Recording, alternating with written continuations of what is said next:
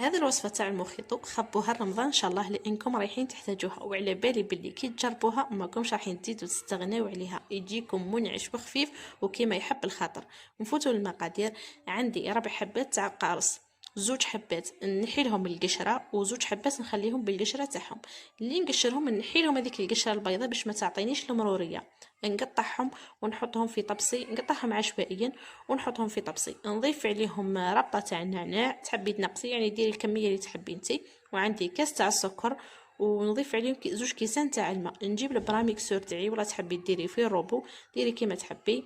المهم يترحلنا هذا الخليط هذا، نرحيه مليح مليح. نجيب صفايه ونصفيه. هذاك اللي يبقى لي الزاز تاع النعناع والقرص نزيد نضيف عليه كاس اخر تاع الماء. يعني انا هنا دوك حاليا درت 3 كيسان. نزيد نصفيه ونطيش هذاك اللي بقى لي خلاص ما نسحقوش. ونذوق انا حسيت باللي خصني شويه، ما زدت عليه غير نص كاس، يعني على حساب القارص. كاين هذاك القارص الاخضر راه يجي حامض بزياده، حطيه يبرد وقدميه على بالي باللي كي راح تذوقيه راح يعجبك وما كيش راح تستغني عليه. في الاخير نقول لكم ما تنساوش ديروا لي لايك وابوني وتبارطاجيو الفيديو مع اصدقائكم. سلام.